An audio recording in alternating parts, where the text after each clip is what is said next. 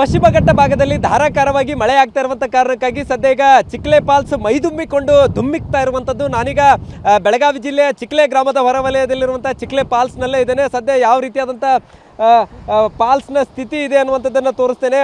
ಕಳೆದ ಒಂದು ವಾರದ ಹಿಂದೆ ಒಂದು ಹನಿ ನೀರಿಲ್ಲದಂತಹ ಫಾಲ್ಸ್ಗೆ ಈಗ ಒಂದೇ ವಾರದಲ್ಲಿ ಇಷ್ಟೊಂದು ದೊಡ್ಡ ಪ್ರಮಾಣದಲ್ಲಿ ನೀರು ಧುಮ್ಮಿಕ್ತಾ ಇರುವಂಥದ್ದು. ಹಾಲಿನ ನೊರೆಯಂತೆ ಫಾಲ್ಸ್ ಮೇಲ್ಭಾಗದಿಂದ ಕೆಳಭಾಗದಲ್ಲಿ ಸುಮಾರು 80 ಅಡಿಯಷ್ಟು ಧುಮ್ಮಿಕ್ಕುವಂಥ ದೃಶ್ಯ ನಯನ ಮನೋಹರವಾಗಿರುವಂಥದ್ದು. ಬೆಳಗಾವಿ ಜಿಲ್ಲೆಯ ಚಿಕ್ಲೆ ಗ್ರಾಮದ ಹೊರವಲಯದಲ್ಲೇ ಈ ಒಂದು ಫಾಲ್ಸ್ ಧುಮ್ಮಿಕ್ತಾ ಇರುವಂಥದ್ದು. ಪಶ್ಚಿಮ ಘಟ್ಟ ಭಾಗದಲ್ಲಿ ಧಾರಾಕಾರವಾಗಿ ಮಳೆ ಆಗ್ತಾ ಇರುವಂಥ ಕಾರಣಕ್ಕಾಗಿ ಸದ್ಯ ಈಗ ಜಲಪಾತಗಳಿಗೂ ಕೂಡ ಜೀವ ಕಳೆ ಬಂದಿದೆ.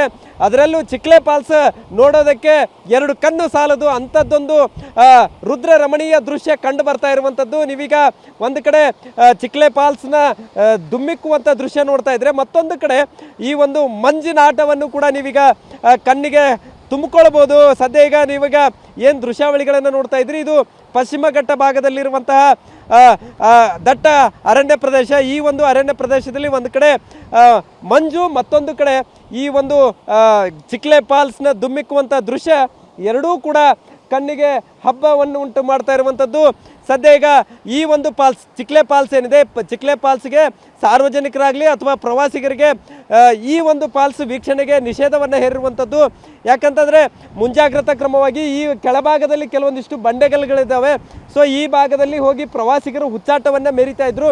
ಇದೇ ಒಂದು ಕಾರಣಕ್ಕಾಗಿ ಸದ್ಯ ಈಗ ಮುಂಜಾಗ್ರತಾ ಕ್ರಮವಾಗಿ ಅರಣ್ಯ ಇಲಾಖೆ ಕಂಪ್ಲೀಟ್ ಆಗಿ ಇಲ್ಲಿ ಪ್ರವಾಸಿಗರಿಗೆ ನಿಷೇಧ ಹೇರಿರುವಂಥದ್ದು. ಆದರೆ ಪ್ರಕೃತಿ ಸೊಬಗೇನಿದೆ ಅದು ಎಷ್ಟರ ಮಟ್ಟಿಗೆ ಇಲ್ಲಿ ನಯನ ಮನೋಹರ ಆಗಿದೆ ಅನ್ನುವಂಥದ್ದನ್ನು ನೋಡ್ಬೋದಾಗಿದೆ. ಒಂದು ಕಡೆ ಹಾಲಿನ ನೊರೆಯಂತೆ ನೀರು ಉಗ್ತಾ ಇರುವಂಥದ್ದು, ಮತ್ತೊಂದು ಕಡೆ ಮಂಜಿನ ಆಟವನ್ನು ಕೂಡ ನೀವೀಗ ಕಣ್ತುಂಬ್ಕೊಳ್ಬೋದು.